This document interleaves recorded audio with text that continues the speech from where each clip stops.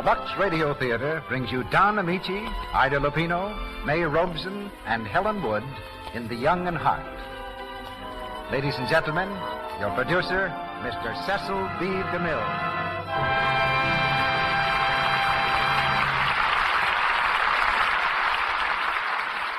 Greetings from Hollywood, ladies and gentlemen. When you live by your wits, without much attention to hard work, every road leads to trouble. That's the way it is with these lovable renegades, the Carletons, in our play The Young and Hot, until they meet a lady named Fortune, and not the notorious Dame Fortune either. Just a plain, silver-haired, very gentle old lady, whose first name is Ellen. She teaches them that happiness doesn't always go with irresponsibility, and in fair exchange, they teach her how to be young and hot. And that's a trick everyone wants to know. A good beginning for the ladies, of course, is to use Lux toilet soap. We know that a woman is only as old as she looks. So by helping her keep lovely in appearance, Lux toilet soap helps her keep young and hot, too. Our play, The Young and Hot, is adapted from David O. Selznick's first motion picture. Fine motion picture. And requires a highly versatile cast. Some actors can be great actors in only one kind of part. So before engaging any of our stars, we examined their previous performances on the screen and at our microphone to make sure they had all the talents this play demands. That's the reason Don Ameche, Ida Lupino, May Robson, and Helen Wood are gathered at this microphone tonight. In our drama, Don Ameche plays that professional avoider of hard work, Richard Carlson, although actually, Don has done just about every kind of work that Richard has avoided. May Robson is the gentle lady, Ellen Fortune. And I'll guarantee there's no one in Hollywood who better deserves the title of Young and Hot. She's earned it in 57 years on stage and screen, without missing a single season. Ida Lupino plays Don Ameche's sister, Georgianne Carleton. And we welcome her with a cheer for her fine work in the new Paramount picture, The Light That Failed. It's curtain time now for Act One of The Young and Hot, starring Don Ameche as Richard, Ida Lupino as Georgianne, May Robson as Ellen Fortune, and Helen Wood as Leslie.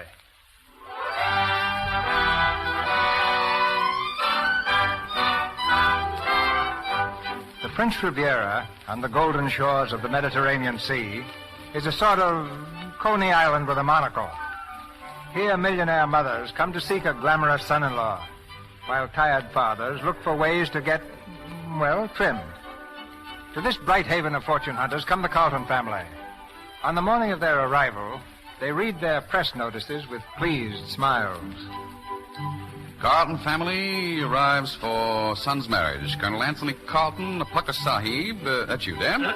Quite right, quite right. Having served with the Bengal Lancers in India, has arrived with his charming wife, that's you, Marmy. How nice. And their lovely daughter, Georgianne, that's you, Georgie. Oh, thank you, sir. Join their son, Richard, that's me.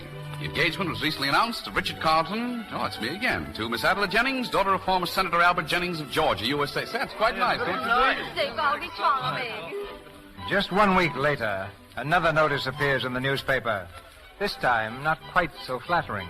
Carleton family proved to be imposters. The gentleman known as Colonel Anthony Carleton, Plucker Sahib, has been definitely exposed as a fraud. That's you, Sahib. Quite right, quite right. According to the police, he's never been in India, but was formerly an actor with his wife in a Toronto stock company. I wonder how they found that The out. engagement of Richard Carleton, that's me, has been definitely canceled. The police have asked the Carleton family to leave the Riviera on the earliest possible train.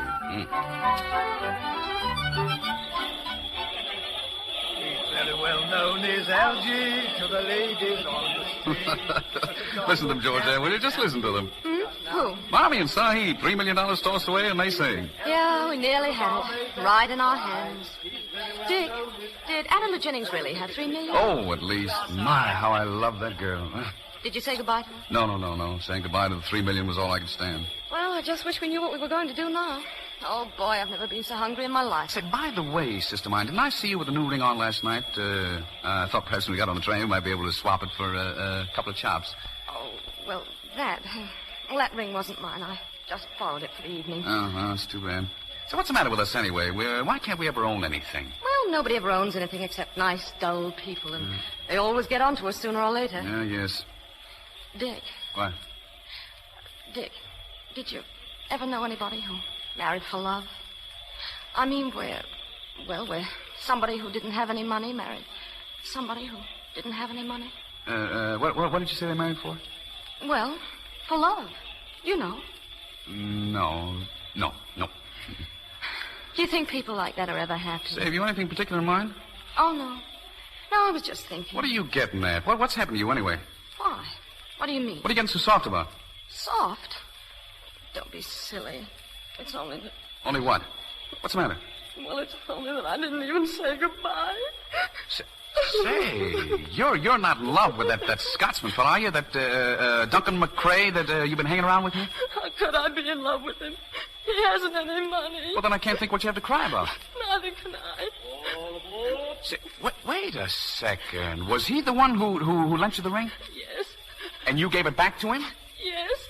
Of your own free will? Yes. Oh, Georgianne, you're crazy. I know it.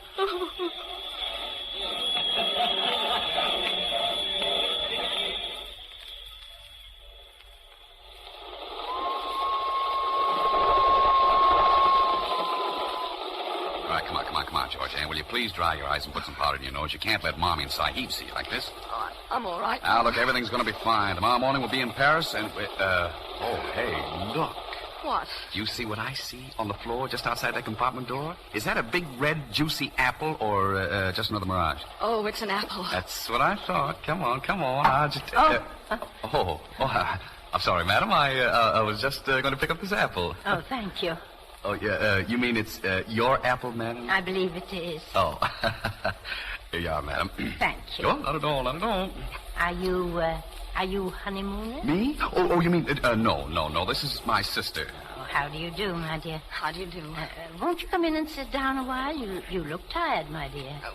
Yes, of course we will. Delighted. Yes. I think it's so interesting meeting people on trains, don't you? Oh, rather. Yeah. I was just sitting here wondering how I was going to spend the evening. I don't like to see night come, do you, dear? Well, I don't think I ever noticed. No, you're so young. But when you're old, night comes always too soon. But you seem troubled, my dear. Is anything wrong? Anything? Oh, no. There is in a way. You see, Georgianne's worried about Mother. Oh. Yes. Mother has to have an operation. Oh, dear. Oh, tell me, dear, tell me. Well, she's so tired and the train's so crowded. Yes, and there's no room for her to lie down. You see, we're second class. Oh, and here I am in this big compartment all alone. Why, you go and bring her in here. Oh, could we really? Why, of course. Oh, thank you so much. It's all been rather difficult. I mean, with the Sahib, too. That's my father. He can't help much. He was gassed, in the war. Oh, bring him, too. Oh, that's awfully good of you. No, it's good of you to trust me. It's so seldom we have the privilege of helping one another. Oh, now go. Go and bring them in here, please. Please do.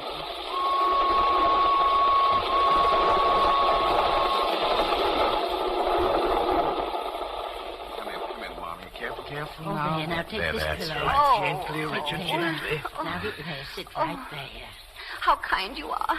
I don't know you, do I? No, I'm a new friend.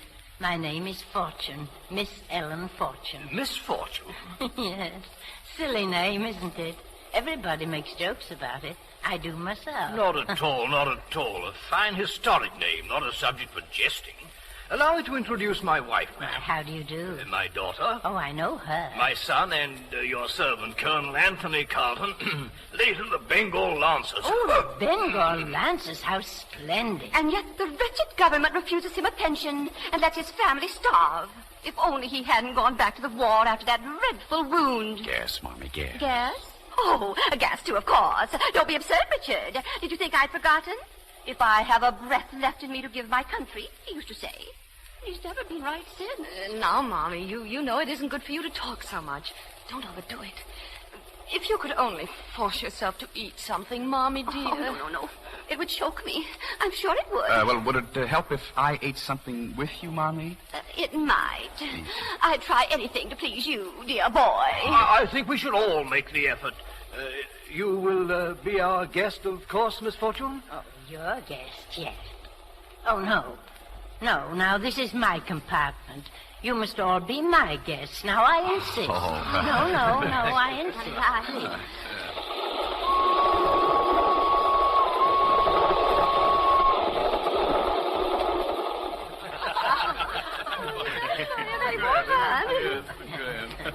Will you have another brandy, Colonel? Don't mind if I do, thank you. You know, I've so often imagined parties like this.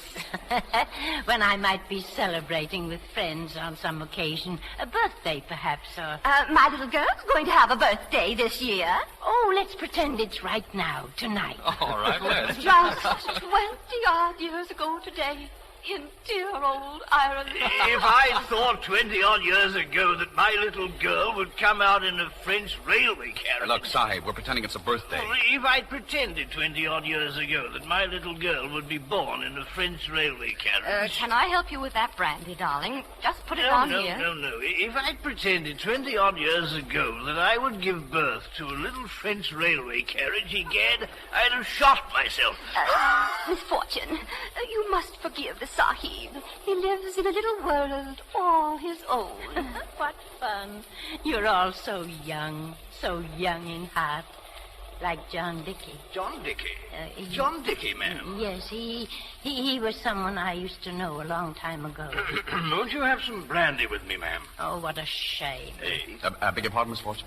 Oh, I was thinking of the hundreds of bottles in my home in England, just gathering dust. Really, ma'am?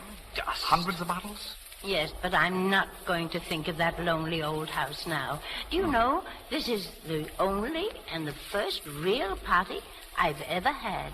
You see, I've always had to live such a simple life. And now that I have enough money to do everything I want, I really don't know what I do want or where to start. And you're traveling alone, ma'am? Yes. It's been rather a sad journey till now. But do you know, you've all made this one of the happiest days of my life. Delighted. Pleasure is all ours, my dear lady. I raise my glass for the first time in my life gladly to misfortune. Misfortune in the true sense of the word is a thing rarely to be praised, but to our misfortune, to the misfortune. Listen, that's funny, that whistle. You don't suppose anything's wrong? Well, it sounds as if... Sounds just as if...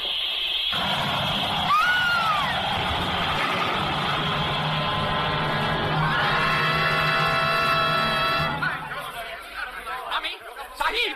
Your jam! Here, Dick, here. Are you all right? We're all right. Goodness, what happened? Bumped into a train ahead. Say, where's Miss Fortune? She's lying over here. Is she dead? Well, she's unconscious, but I don't think she's badly hurt. I thought for a moment. Poor old girl. Come on, let's get her out of here. Can you carry her, Dick? Yes, I think so. Here, take my coat and put it over her. Give me a hand here. Careful now, careful. Marmy, my dear, are you sure you're not hurt? I don't think so, Sahib. But then I don't know how you're supposed to feel after a train wreck.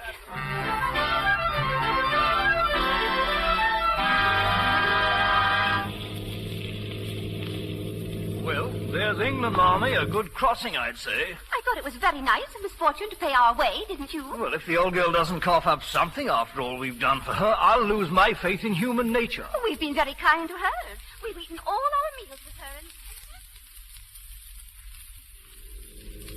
Georgiana, you know, dear, I'm going to miss you all dreadfully. It isn't only that you saved my life, but you've all been so wonderful to me. Oh, Miss Fortune, it'll be nice for you to get back to your lovely big home and see all your friends again. But I haven't any friends or relatives, Georgiana. They're all gone. Oh, I'm sorry. But didn't I hear you mention a Mr. Dickey? Oh, yes, John Dickey. In America once, when I was very young, a long time ago.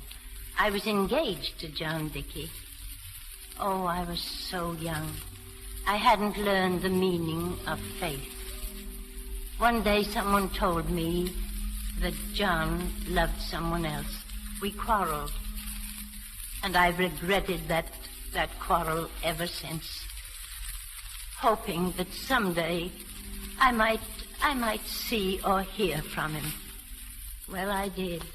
It was to learn that he had gone back to England, made a fortune there, and died all alone, leaving everything to me.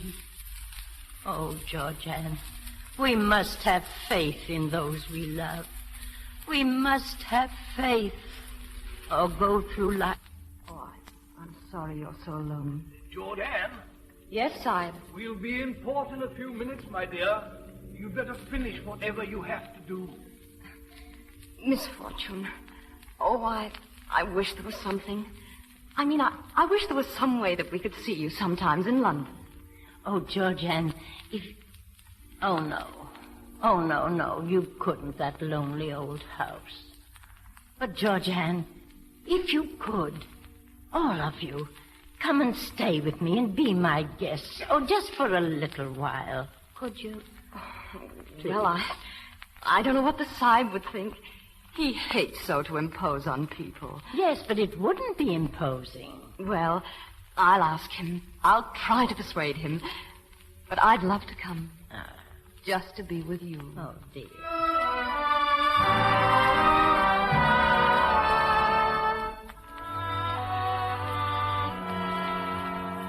Miss Fortune, it's good to see you. Oh, Mr. Anstruther, how nice for you to be here and to welcome me home. Oh, not at all, Miss Fortune. It's a great pleasure to have you back, safe and well. Georgiana, this is Mr. Felix Anstruther. He was John Dickey's lawyer and friend, and mine, too. Mr. Anstruther, these are my friends, the Carletons. How do you do? How do you You know, these are the people who saved my life in the train wreck. Well, I'm sure I'm most grateful to them for that. Yes, indeed. Miss Fortune seemed a little bit lonely here, and we all thought we might just stay here with us as long as she was kind enough to ask her. Oh, Ask us. really? Yes. You're going to stay here in this house? Yeah, just for a few days. Well, that's very considerate of you, I'm sure. I'm afraid now that I must leave for my train. Oh, where you off to? Paris first. Oh, Paris. Oh, I see. I was thinking I might need a lawyer myself pretty soon to manage my affairs. Perhaps on your return... I shall be happy, Mr. Carleton, to look into your affairs. Just as soon as I return. Good day, Miss Fortune. I'm sorry that my business takes me away at this time. Goodbye. Goodbye, Miss Anstruther.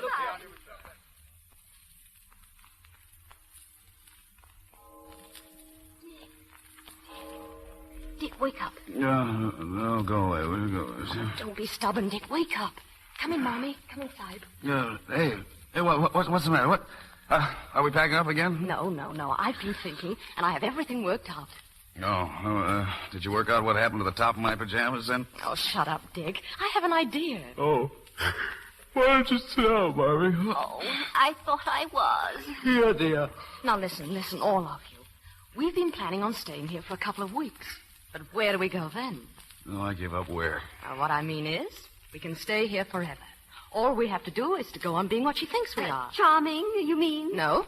Decent, honest, sober, and hardworking. And just what do you mean by that? I mean, Sahib, no funny business with the cards. No running up bills, no brandy. No brandy. And you, Dick, you'll have to look for a job and take the Sahib with you. What, a job? Oh, Richard, you won't let her do this to me. You won't. No, it sounds too busy. And for what? No sooner do we do all this and she'll up and die, and then we're out again. Oh. Unless Unless what? she makes a will. Exactly. Yes.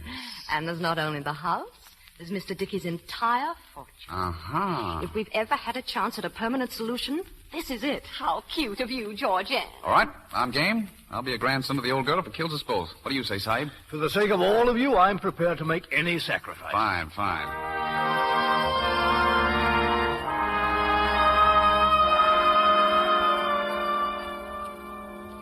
John, dear, are you listening? You know how I've come and spoken to you like this every night, and how afraid I've been. Well, John, dear, you don't have to worry about me anymore. I'm not afraid any longer. I've found friends, John. I've found friends.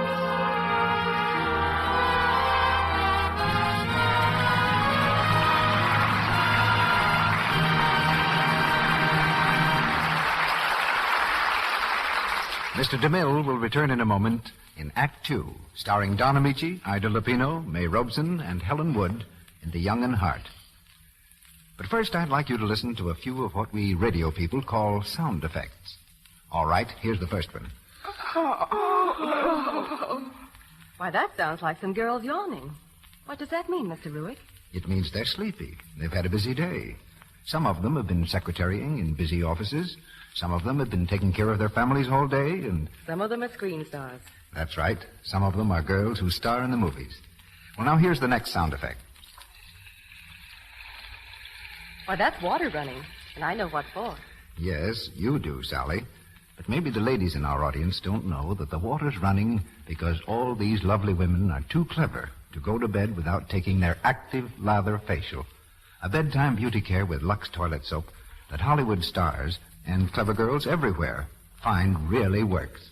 Come on, Sally, let's tell how to take an active lather facial, a beauty care that Hollywood is so keen about. Well, I can't do any better than to quote lovely Olivia de Havilland. She tells her friends to take a Lux Soap Active Lather Facial this way. First, work up a nice, rich Lux Toilet Soap lather on your hands and pat it lightly into your skin.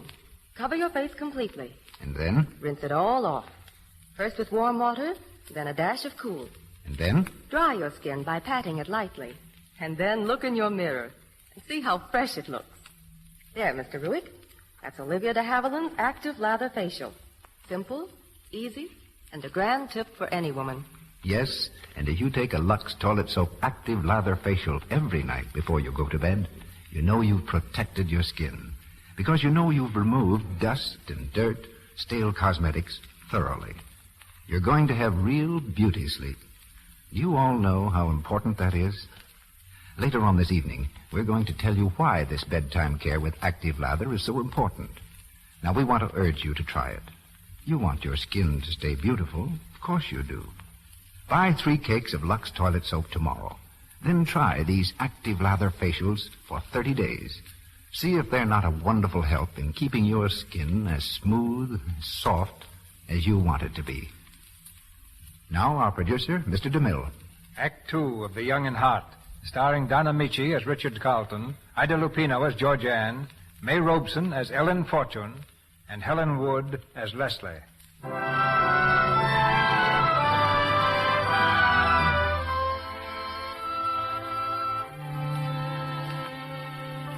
The enterprising Carltons have sensed a fortune in misfortune, with free room and board thrown in, while they wait for the old lady to make a will in their favor.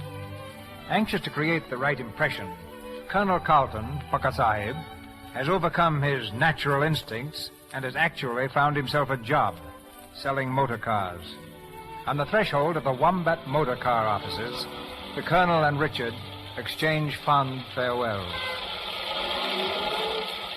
Well, Richard, 9 o'clock. Yes, afraid so, Sahib.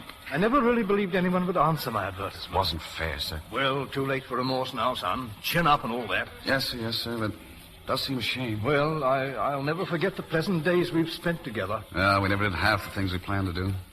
Oh, I wish we could at least have got to the aquarium. Won't be the same without you, Sahib. Nice of you to say so, my boy. Miss you, too.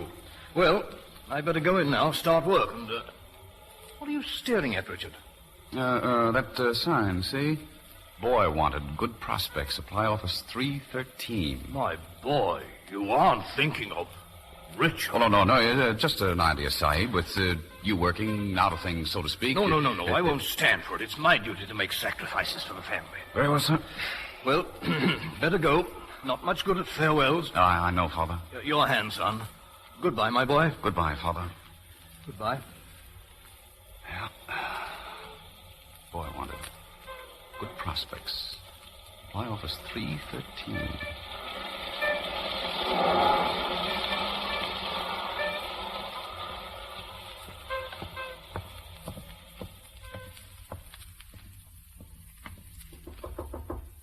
Come in. Morning. Morning. This office 313, isn't it? Yes. Well, saw you sign downstairs, and you're very pretty. Thank you. Go on. Mind if I sit down? I'm very tired. Walking, you know. Oh, there. Are you sure you're quite comfortable? Yeah, quite comfortable. Do you mind? You planning to stay long? Well, I haven't, but now that I see you again... You've never seen me before. Yeah, I've seen you all my life, in my dreams. That's not a very good line. Now, what do you want? Why are you here? Well, I was walking along, and suddenly an unseen spirit grabbed me by the arm and led me straight up here to you. It's kismet. Do you think that means we have to marry each other? If you're not otherwise engaged, of course. I do not. Oh. And I can't make up my mind whether you're a lunatic or merely very young. I'm neither. I'm just lonely. I see. Well, what can you do besides look rather too good-looking? Well, I'm a champion swimmer, play a rattling game of tennis, spare golf, and I rumba like the angel Gabriel. Did you happen to notice the name of this organization? No. To be frank with you, I never had a job before, and I felt it might spoil my impulse. This is the British-American Civil and Hydraulic Engineering Company. Oh, I see. And you're the American, huh? Well, don't hydraulic engineers ever rumba? Rarely, and not well. Well, then it seems to me I should be filling a crying need. You know, I really think I'll enjoy working here. I kind of like the atmosphere of the place. The atmosphere is strictly business. Yeah, which is what I like. Say, did anyone ever tell you had the most beautiful... Yes, often. Oh. You don't know the first thing about engineering, do you? Oh, what's there to it? All comes down to one man saying to another, well, make up your mind. You want to buy a bridge or don't you want to buy a bridge? I've never met a man before who's never had a job. Well, I should think that'd intrigue you. Make you want to see what you could make of him. All right. We need someone to sort the mail. £2 a week. Come back in the morning, 8 o'clock. I am yours to command. By the way, couldn't make that 9 o'clock, could you? 8 o'clock. Good day. Oh, good day. Could you come out with me later for dinner? I kind of like to pay my obligations. But can you pay for the dinner? Huh? Oh, well, now that you mention it, I'm afraid I can't. In that case, I'll wait until your first payday. Good day.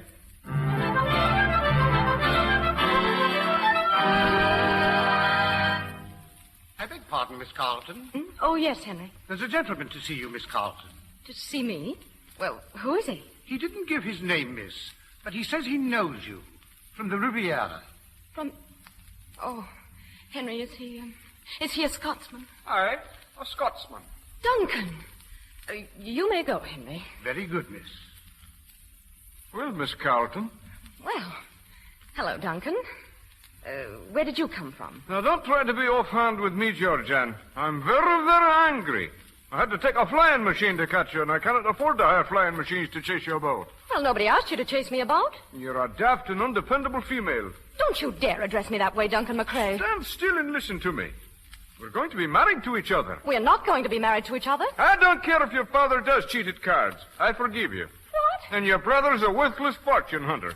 But I forgive you because you're only daft and I can cure you. You can't cure me. I mean, I'm just as worthless as they are. You're not. You're a good girl, Georgianne. And you promised to marry me that night on the Riviera. Yes, and you know why. Why? Well, because if Richard had married Adela Jennings there, we'd have had $3 million and we could all have lived on it. That's why. You're hysterical. I'm not hysterical. How did you know I was here? There was a notice in the paper when you left. There was also a notice when the train was wrecked. And then I saw your father's advertisement asking for a position. I laughed very heartily. Oh. Well, you needn't have. He's working, and so is my brother. I don't believe it. And what are you doing in this house, anyway? Well, Miss Fortune was grateful to us for helping her in the wreck, so she invited us to stay with her.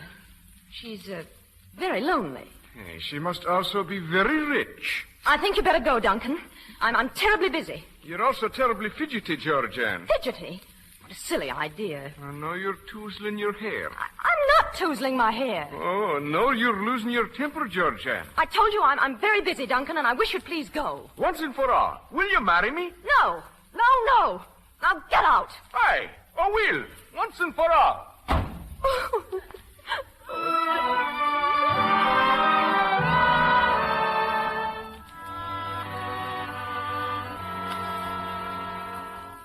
Evening, Sahib. Evening, my boy. Are all the little Wombat motor cars feeding tonight? Couldn't feel better than I do. Fine. Sold my fourth one this week. Commission's mounting rapidly, my boy, rapidly. Oh, really? Oh, by the way, Sahib, where would you take a young lady to dinner? Well, Savoy, by all means. Soundest cuisine in London. All right, Savoy it should be.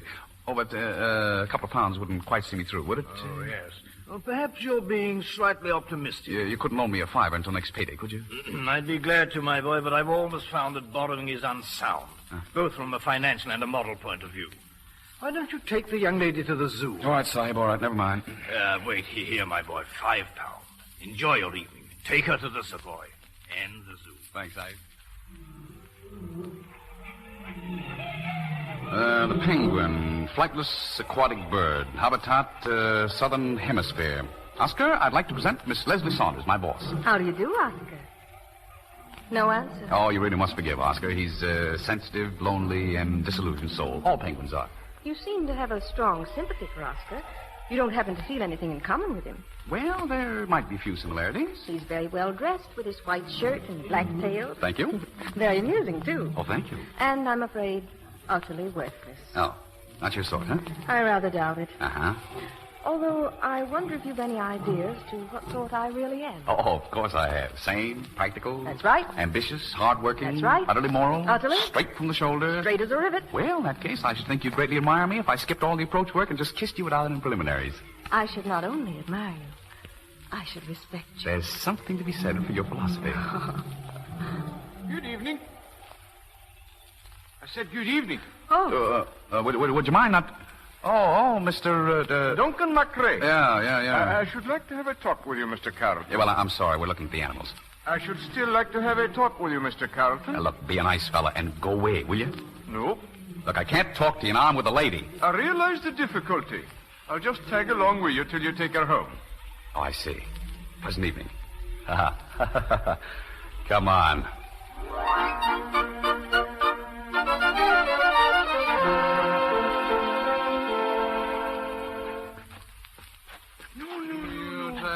Mind your feet on the stair, man. I'll take the low road. I'll be in Scotland.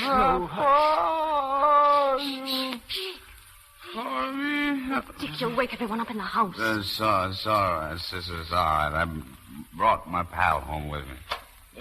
Yes, I know. We're all palsy well. I'll go in there and lie down before I knock you down. No, I have to undress myself. I have to take off my shoesy-woozy. I'll help you. You've helped him enough. That's right. Take off my shoesy-woozy. That's right. Now, come on, take him off. Yep. First my shoesy-woozies and my socksy-woxies and my tiesy-wisies. Oh, I'm sleepy. I'm very sleepy. Duncan, you did this. I give you my word of honor, Georgian. I hadn't the slightest idea. You did it on purpose. I did not. How could I know that one bottle of champagne and a few small brandies could make any grown man drunk? Well, why did you give him anything at all? Well, I tell you, I just happened to meet him and we celebrated. Celebrated? With him? You must be drunk, too. I'm not, and I can't be. None of us Macraes is capable of being drunk. We've tried. And I admit I was wrong about Richard. I misjudged him entirely, and I apologize. He's an understanding and gifted young man. And where did you meet this understanding and gifted young man? We just bumped into each other. If you want to know the truth, I was feeling lonesome. You're a bad-mannered, bad-tempered, outrageous female. But I had discovered I cannot live without you. It's a shameful confession for a sane man to make. It's a silly one, because you're going to live without me. Probably to a horrible old age. I am not. Richard says you're eating your heart out for me. What? Dick told you that. He did. Georgian, dear, is anything wrong? Oh, I'm dreadfully sorry, Miss Fortune. But poor Dick has been taken ill, and this Mr. Macrae was kind enough to bring him home. Oh, how do you do, Mr. Macrae? How do you do? That's not the exact truth, Miss Fortune. Poor Richard is extremely drunk, and it is my fault. And now if you've said everything you want to say, you might have the decency to go. Listen, Georgian, don't quarrel with me. I may have to go away. There's a chance I may leave for India. Well, is it only a chance or a hope? Oh, Georgiana, my dear. If you have the slightest consideration for anyone, you'll go away and stay away. Aye, once and for all. Goodbye, Georgian. Oh, my dear, my dear. Young people never seem to realize that true love never comes twice.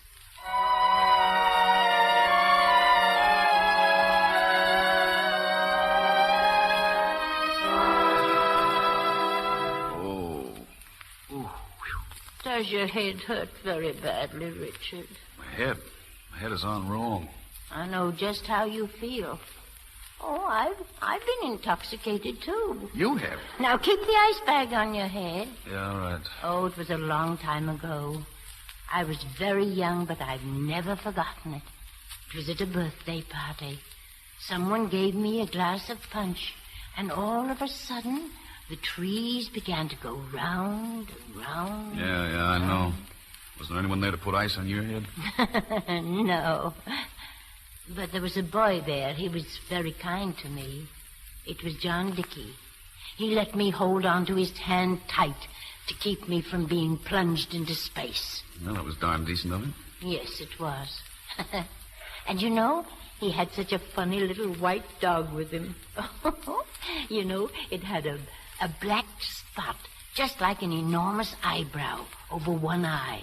That sounds like a very nice little dog. It was. Does your head feel better now, dear? Yeah, much. Miss Fortune, don't think... Please don't think badly of me. Why should I think badly of you? You were only being gay and happy and probably proud of your job. And most of all, you're young. Oh, so young.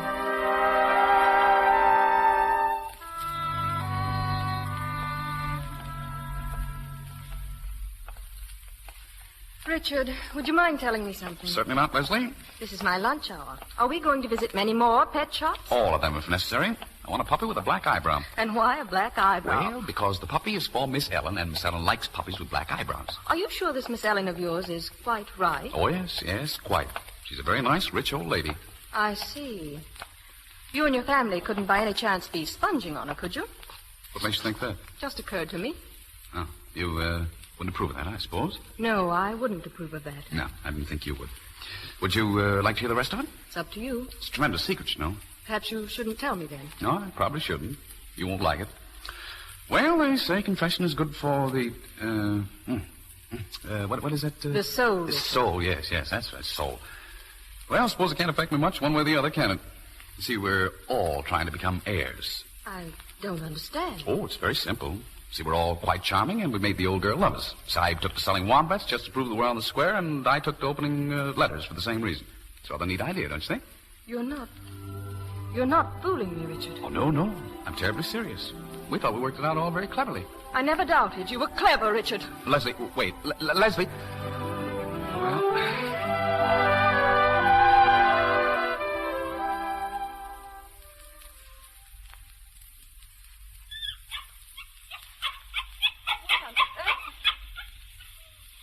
Puppy. Oh, Dick, where did this come from? Isn't she a dream, Georgianne? Her name's Jane of Islesbury. Her father's a champion, you know. Oh, she's lovely. Yeah. Look at that eyebrow. It's jet black. Cute. Dick, you get this horrible monster out of here before Miss Ellen comes home. But she's for Miss Ellen. I bought her for Miss Ellen, and I'm paying for her out of my own salary. Think of that. Oh, Dick. Dick, that's wonderful of you. Are you sure she wants one? Sure. My salary's too small to waste if I weren't sure. Oh. Of course. I thought for a moment that you just got the puppy because... Well, good work, Dick. Congratulations. Oh, I didn't mean... What? What didn't you mean? Well, I didn't want you to think I was getting soft all of a sudden. No. Heaven forbid I should ever think that.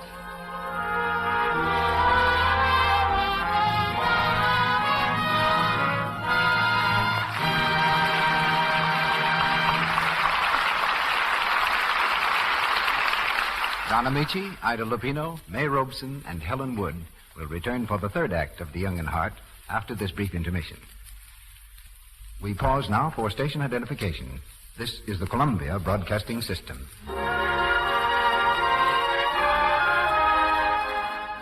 You're listening to Same Time, Same Station, the best of old-time radio.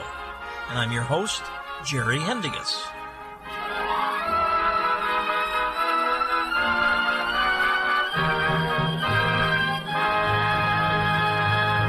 We continue with the third act of The Young and Heart.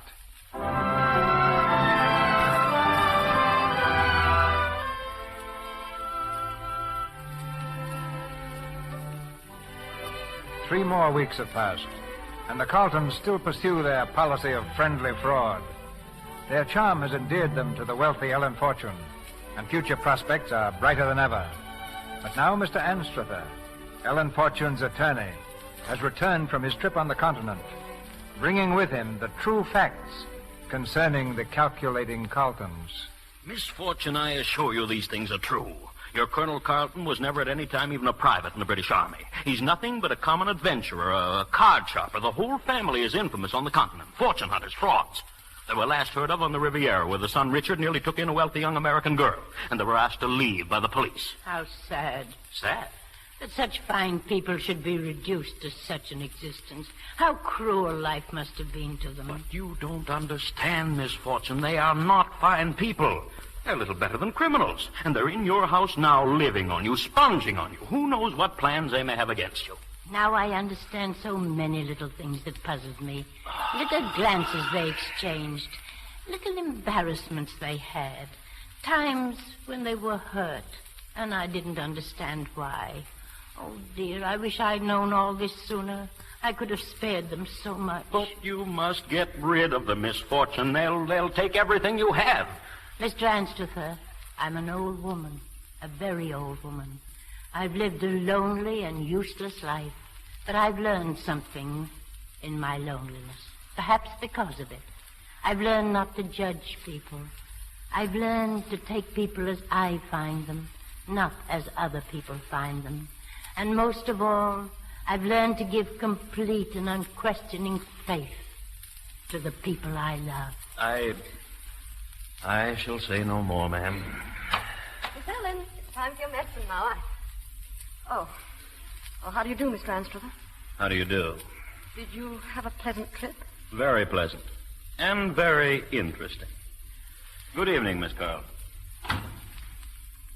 Georgianne, what seems to be the matter, dear? Why, I didn't know Mr. Anstruther was back from his trip. Oh, yes. We've had a long talk, Mr. Anstruther and I. Oh, have you? I've realized for a long time how I have been imposing upon you and your family. Oh, no, I'm not at all. I've wondered what can they possibly gain by giving so much to a lonely old lady. So I finally decided to do at least everything in my power that I can do. But, Miss Ellen, we don't want you to do anything. I know you don't.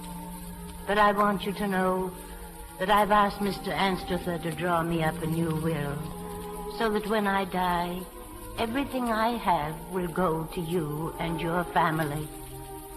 It isn't all that I would like to leave you, Georgianne. I would like to leave you happiness. Oh, Miss Ellen. Miss Ellen.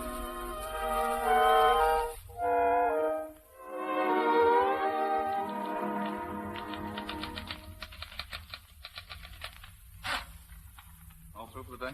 Yes. Thought I told you an hour ago I didn't need you any longer. Oh, it's all right. I just had a little reading to do. Take you home? I think not, thank you. Sorry. Oh, say, wouldn't like to do the town, would you, with Miss Fortune, the Carleton family, Saturday night? White tie. Ought to be kind of a nice party. Your idea, I suppose? No. See, this is a party with a plot. Miss Fortune seems to think that all Georgianne and Duncan need is a chance to get together and make up. Thought it might be fun for you to go along and see how people get together and make up. Are you paying for the party? Me? No. Small white dog with the black eyebrows is about all I can afford for several weeks. How is the dog? Oh, he's terrific. Several slippers have gone west, and some of Mr. Dickey's antique rugs have aged perceptibly, but I couldn't live without her. Did it make your Miss Ellen happy? Oh, yes, immensely. She's mad about it, really. Then the puppy is what you might call a wise investment. Yes, as a matter of fact, I think she'll do the trick. Congratulations. I knew you'd be interested. Good night. Good night. If you'll pardon my curiosity, what are you reading? Oh, there's, just something I picked up here. Let me see. Pollock's Manual of Elementary Engineering. Yes. I'm trying to find out why grown men waste the time being engineers. When they can be heirs. Yes, exactly. By the way, the boss said the suggestions you made for the new building were not half bad for an amateur. Oh, he did? Not really. Of course, that doesn't mean anything to you. Well, it's always nice to make an impression on the boss. Yes. You know, on second thought, I think I will go to the party with you Saturday if the invitation's still open. Still open. It's you or no one. I have an idea about you, but it still needs just a little more work.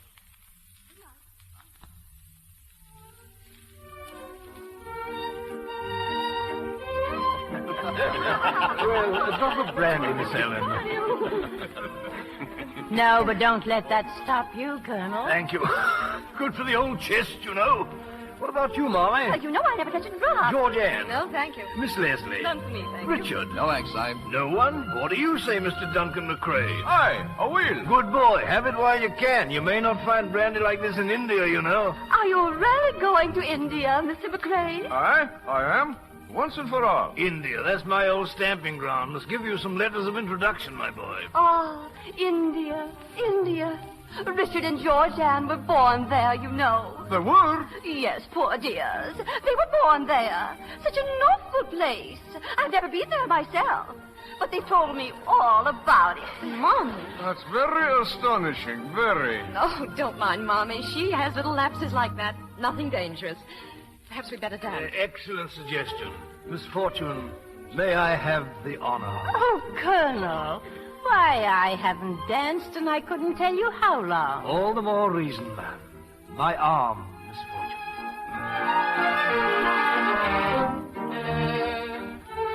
Permit me to say, ma'am, that you dance exquisitely. It is. It is a beautiful waltz, isn't it? With you, ma'am, it's a poem. Oh, look.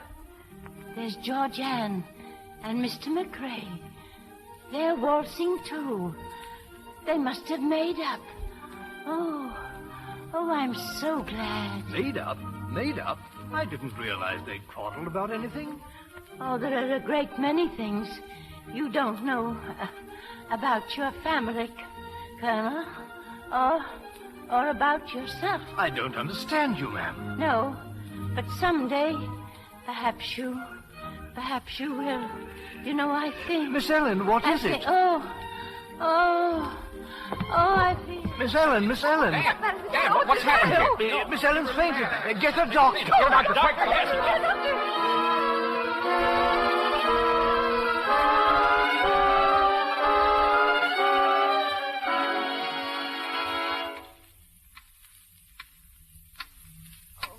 Horrible waiting like this. Why don't they tell us something? Anything. I spoke to the doctor about an hour ago. I didn't want to tell you. Dick, what did he say, Richard? Go on, son. She's barely conscious. She talked for a moment about us. Then she sent for Anstruther. She sent for Anstruther? Oh, Sahib, I'm so ashamed. My dear. Dick. What? Dick, do you think she's going to die? I don't know. But do you care if she dies, Dick? Well, I'm rather used to the old girl. I'm very fond of her. Oh, we're horrible people, aren't we? Hard as nails, all of us. Oh, don't you think people ever change? No, not us ever. We just aren't any good. No, I guess you're right. Mr. Anstruther. How is she, Mr. Anstruther? Yes, how is she, sir? I'm Miss Fortune's lawyer, not her doctor. He will inform you at the proper time. Since I am her lawyer, however, there's a little matter that may perhaps interest you. Miss Fortune's one thought, despite her grave condition, has been to live long enough to set her signature to a new will. This she's done. I need not inform you as to the identity of the legatees. I might add, however, that if certain circumstances had been different, I should have advised Miss Fortune most strongly in favor of a more impersonal charity. As it is, it makes little difference. What are you trying to tell us? In the past few years, there's been a steady depreciation in the value of Miss Fortune's holdings. I didn't wish to worry Miss Fortune in her late years by telling her because I thought, well, perhaps things might be managed for her alone. But if Miss Fortune dies, taking debt and taxes into account, the estate will be practically penniless.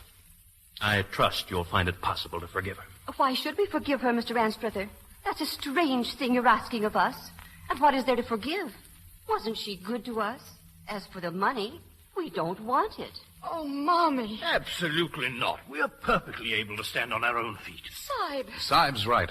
He's working and so am I. My income isn't much yet, but I'm only up to chapter 12. Richard, what are you talking Wait about? till I finish that book. I'll show you. I'll show myself. Indeed. Then perhaps I might add that if Miss Fortune lives, I doubt that I shall be able even to save this house for her. If Miss Fortune lives, Mr. Anstruther, you can rest assured there'll be a home for her always with us. She won't need this house. We'll take care of her. Well, if I've misjudged you, I beg your pardon. Good night. Oh, Oh, Mommy, you do love her. Darling. We don't want the money. We don't want it, none of us.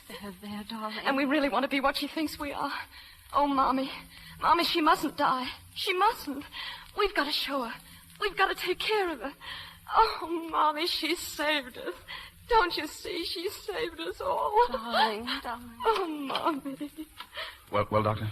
You may come in now. Miss Fortune wants to see you. She seems to be very much stronger.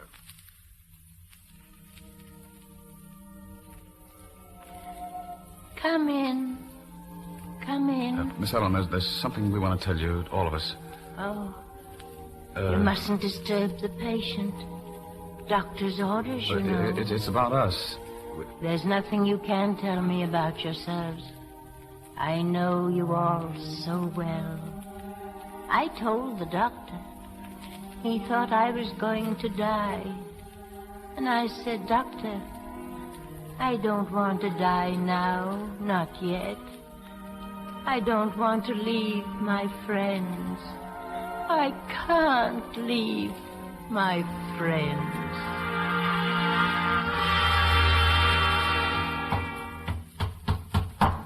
There you are. What do you think of the sign? Rosebank Manor, Colonel Anthony Carleton. Sahib. Yes, Georgianne? Didn't you make a slight mistake, darling? Mistake? Oh, yes, so I did. Here, hand me that paintbrush, Duncan. Aye, sir. Yes, this won't take a moment. Here we go. Now, there, see? See? Rosebank Manor, Mr. Anthony Carleton. That's better. Much better. Oh, it's a lovely house, Sahib. I haven't seen such a beautiful setting since the old days in India. Where, Mommy? Canada. You know, Mrs. Macrae, I wonder if we ought to go to India after all.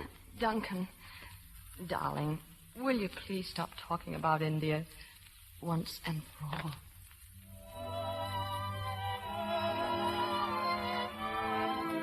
And that wing there, that's for Miss Ellen. And here, these are my quarters, Leslie. Oh, very nice. Isn't it rather large for a single man? Yes. Twin beds, too. What do you want with twin beds? Well, I'm a very restless sleeper. I couldn't sleep in only one bed. It's a carryover from the old days when we used to have to move out of places in the middle of the night. I see. Well, say, here's something that might interest you, Leslie. My old scrapbook. See? Good publicity, huh? Look at this item here. Carlton family arrives at Riviera. Yes, I heard about Oh, that. they were great days, those. Carlton family proved to be imposters. The police have asked them to leave the Riviera on the earliest... Richard, don't. Wait a minute, just one more. Richard Carlton announces engagement. Mr. Richard Carlton announced today that he will propose marriage to Miss Leslie Saunders at the earliest possible moment. He's very much in doubt as to his worthiness, but he hopes by hard work and honest endeavor to prove himself suitable. He loves her very much. Richard. He's waiting now for her answer, Oh, Richard. Darling. which seems to be yes.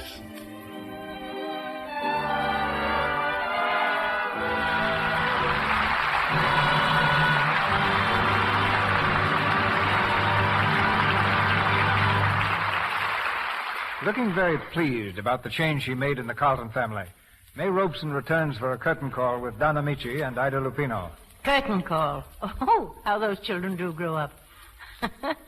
You know, I knew that boy when he wore three-cornered pants. Why, Miss Robson, I didn't realize that you'd known him that long. Well, it's all news to me, too, but naturally I'm very proud of him. Why should you be proud? Well, of knowing you that long, Miss Robson. Or can I call you Muzzy May now? Call me anything you like, my dear, but I wasn't alluding to you. I was talking about that other youngster, Cecil B. DeMille. Now, May, you're not going to tell them About the the time I spanked you? Well, why not? You richly deserved it. Don, I think this revelation may have a bad effect on Lux Radio Theater discipline. What a thrill that must be, spanking a producer. Yes. That's not the only time I'd like to have spanked him, too. No. But he was a cute little youngster, little gold curls all over his face. But honestly, you know, Cecil, it's been a real joy and pleasure to be on the Lux Radio Theater, especially with such a wonderful cast and those grand stars, Don Ameche and Ida Lupino. By the way, who are you going to have next week? Well, May, we're planning to have... Well, I tell you, before I tell you who we're planning to have, I want to tell Don that it's only a few years that May has stopped greeting me with my how you've grown. Well, CB, I know just exactly how you feel. But look, who is going to be on next week, CB? Well, next week, well, do you really want me to tell you? Well, before you tell us about next week's play, Mr. Vermeil, I'd like to say something about the product behind this theater. I've used Lux soap for years, and it's certainly a grand help in keeping my complexion soft and smooth. I often tell people about what a fine beauty aid Lux soap really is. Your beauty speaks for itself, Ida. Next Monday night, we present two very distinguished players, Charles Lawton and Elsa Lanchester. Our play will be The Sidewalks of New York. Adapted to Sidewalks of London, pardon me.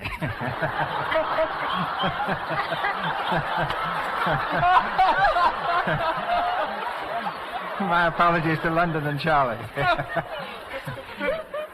It's adapted from the much-talked-about motion picture soon to be released by Paramount. It's a romantic story of two street entertainers who make a precarious living by singing and dancing on the sidewalks of London. This picture's already proved one of the hits of the year in England, and it gives Charles Lawton a new type of part. And I'm sure the sidewalks of London, with Charles Lawton and Elsa Lanchester and Alan Marshall, will make a hit with you next Monday night. Well, when you've got Charles Lawton and Elsa Lanchester and Alan Marshall as your stars, I'll be right in front of the radio listening. Good night, everybody. Good night. Good night. You've made us all young in heart tonight. Our sponsors, the makers of Lux Toilet Soap, join me in inviting you to be with us again next Monday night when the Lux Radio Theater presents Charles Lawton and Elsa Lanchester in The Sidewalks of London with Alan Marshall. This is Cecil B. DeMille saying good night to you from Hollywood. Heard in tonight's play were Eric Snowden as Colonel Carleton, Frederick Shields as Duncan, Leela Tyler as Mrs. Carleton, Thomas Mills as Butler, and Philip Steed as Doctor. Don Ameche is now appearing in the 20th Century Fox picture Swanee River. Ida Lupino's current picture is Paramount's The Light That Failed, starring Ronald Colman. May Robson has just finished the RKO picture Irene. The Young and Heart was adapted from the novel by I.A.R. Wiley, The Gay Banditti. Our music was directed by Louis Silvers, and your announcer has been Melville Roig. This is the Columbia Broadcasting System.